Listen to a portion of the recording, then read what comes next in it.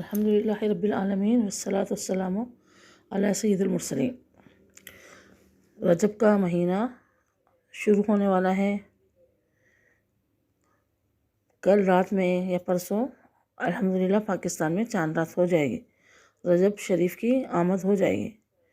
تو آئیے کچھ رجب شریف کے نوافل اور روزوں کے بارے میں ہم سنتے ہیں کہ نفل روزوں کی بھی بڑی فضیلت آئی ہے، نوافل کی بہت فضیلت آئی ہے۔ ایک تو ہوتا ہے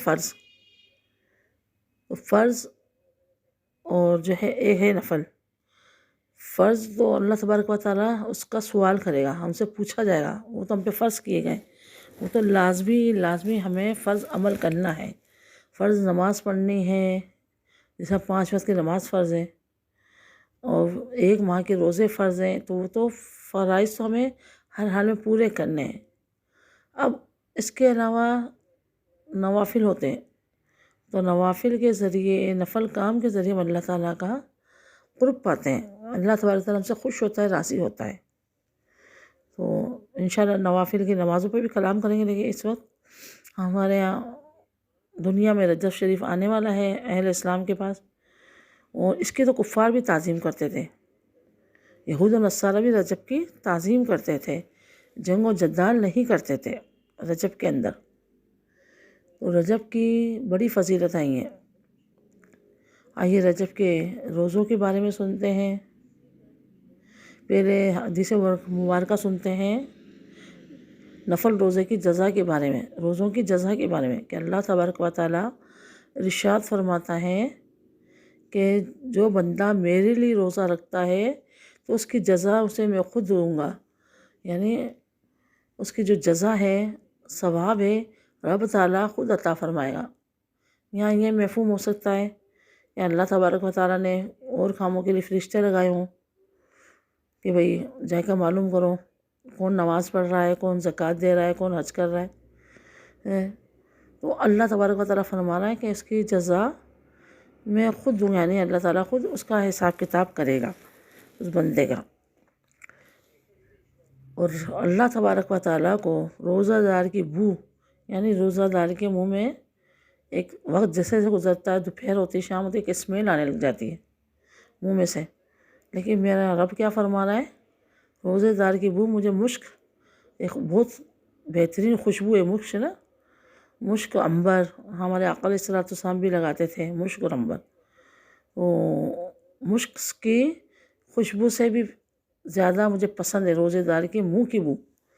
کتنا بڑی فضیلت ہے روزے دار کے لیے کہ اللہ تبارک و تعالیٰ اس کا اکرام کر رہا ہے، اس کی منہ کی خوشبو کو پسند کر رہا ہے، اس کو ثواب دینے کا وعدہ فرما رہا ہے۔ تو اب ہمیں چاہیے کہ نوافل کی کثرت کریں اور نفل روزوں کی کثرت کریں۔ آئیے اب رجب شریف آنے والا ہے، تو رجب شریف کے روزوں کی فضیلت سنتے ہیں کہ رجب شریف کی جو پہلے دن کا روزہ رکھے گا، 1 تاریخ کا، تو اللہ تبارک و تعالیٰ اس کو 3 سال کے اس کے گناہوں کا کفارہ ہوگا، اور 2 سال کا جو دوسرا روزہ رکھے گا وہ 2 سال کے گناہوں کا کفارہ ہوگا، اور جو تیسرا روزہ رکھے گا وہ 1 سال کے گناہوں کا کفارہ ہوگا، پھر جو ہر روزہ رکھے گا وہ 1 مہینے کے گناہوں کا کفارہ ہوگا۔ تو اب دیکھیں کتنی بڑی بشارت دی جا رہی ہے، اور یہاں سے ہو سکتا ہے تو گناہ صغیرہ ہو، کبیرہ گناہ توبہ سے معاف ہوں، حقوق العباد حق دینے سے معاف ہوں، لیکن رب تعالیٰ ہے نا، وہ رب چاہے تو کبیرہ گناہ بھی معاف کر سکتا ہے، وہ بڑی بڑی بخشش، وہ بڑے بڑے جو ہم نے گناہ کیے ہمیں بخش سکتا ہے۔ کہ ہم نے پہلے ایک دفعہ ایک واقعہ یہ بنی اسرائیل کا، ایک شخص نے 100 قتل کیے تھے، لیکن اللہ تعالیٰ کی رحمت جوش پہ آئی، اس کو بخش دیا۔ وہ تو میرا رب ہے نا، نقطہ نواز ہے، وہ چاہے تو بڑے بڑے گناہگاروں کو بخش دیں، وہ چاہے تو ایک نقطے پہ پکڑ لے۔ تو ہمیں روزوں کی کثرت کرنا چاہیے، زیادہ سے زیادہ روزے رکھنا چاہیے، اور جو روزہ رکھ کر ہم یہ سمجھتے ہیں کہ بھئی روزہ رکھیں گے تو ہم کمزور ہو جائیں گے، نہیں کمزور نہیں ہوں گے بلکہ صحت ملتی ہے۔ میرے آقا علیہ الصلوۃ والسلام کا فرمان عالی شان ہے، روزہ رکھو صحت پاؤ گے۔ روزہ رکھنے سے صحت ملتی ہے، اور روزے کی بڑی فضیلتیں ہیں۔ یہ شوگر، بلڈ پریشر، بیماریاں بھی اس سے کنٹرول میں ہوتی ہیں۔ کہ ایک ڈاکٹر کی تحقیق ہے، اس نے اپنی تحقیق میں لکھا کہ صرف بھوکے رہنے سے انسان کو فائدہ نہیں ہوتا، یہ اور مخلوقات، جانور وغیرہ کو بھی فائدہ ہوتا ہے، ان میں بھی نکھار آ جاتا ہے، ان کی بھی جو ہے زندگی بدل جاتی ہے۔ تو اس کی تحقیق کے مطابق کہ سرد علاقوں میں، پہاڑی علاقوں میں جب برف باری ہوتی ہے، جو وہاں کی مخلوق ہے، جانور وغیرہ ہیں، وہ اندر غاروں میں چلے جاتے ہیں اور ایک اپنا کورس مکمل کرتے ہیں، یعنی نیند لینے کا کورس۔ تو وہ 2-3 ماہ جب تک برف باری ہوتی ہے، ٹھنڈ ہوتی ہے، جس میں انسان جم جائے، تو وہ غاروں میں جا کر سو جاتے ہیں۔ اچھا، جب سو کر اٹھتے ہیں، موسم صحیح ہوتا ہے، تو ان میں ایک عجیب سی چمک آ جاتی ہے، عجیب سی پھرتی، چستی آ جاتی ہے، ان کے پر نئے آ جاتے ہیں، ان کی جلد میں چمک آ جاتی ہے، اور وہ چاق و چوبند ہو کر نکلتے ہیں، حالانکہ کتنے ماہ تک وہ بھوکے پیاسے سو رہے ہوتے ہیں۔ تو سانپ کے بارے میں بھی آتا ہے، سنگ کے بارے میں، کہ سانپ جو ہوتا ہے کہ وہ کئی ماہ تک، سالوں تک سوتا رہتا ہے، اور جب سو کے اٹھتا ہے تو اس کی کینچلی یعنی اس کی کھال بدل جاتی ہے، چینج ہو جاتی ہے۔ اسی طرح درختوں کے بارے میں بھی ہے کہ درخت آکسیجن باہر پھینکتے ہیں، کاربن ڈائی آکسائڈ لیتے ہیں، اور جب خزاں کا موسم آتا ہے تو یہ اس کے پتے گر جاتے ہیں اور پھر نئے پتے آ جاتے ہیں، یعنی ہر مخلوق جو ہے میں نکھار پیدا آ جاتا ہے۔ تو ہم میں بھی انشاءاللہ نکھار پیدا آئے گا اگر ہم روزے رکھیں گے اللہ کی رضا کے لیے۔ ایک تو رب تعالیٰ راضی ہوگا، اور پھر ہمیں دنیاوی صحت بھی ملے گی، چاق و چوبند بھی ملے گی۔ یہ نہ سمجھو بھی ہم کمزور ہو جائیں گے۔ بعض لوگ کہتے ہیں کہ بھی کمزوری آ جاتی ہے، اور آتی ہوگی تو تھوڑی دیر کے لیے آتی ہو۔ دیکھیں، ڈاکٹر کہتے ہیں کہ انسان کو اپنا بلڈ دینا چاہیے۔ انسان کے اندر بلڈ ہی ہوتا ہے جس کے ذریعے اسے طاقت ملتی ہے، جس سے وہ زندہ ہے، زندگی گزر رہی۔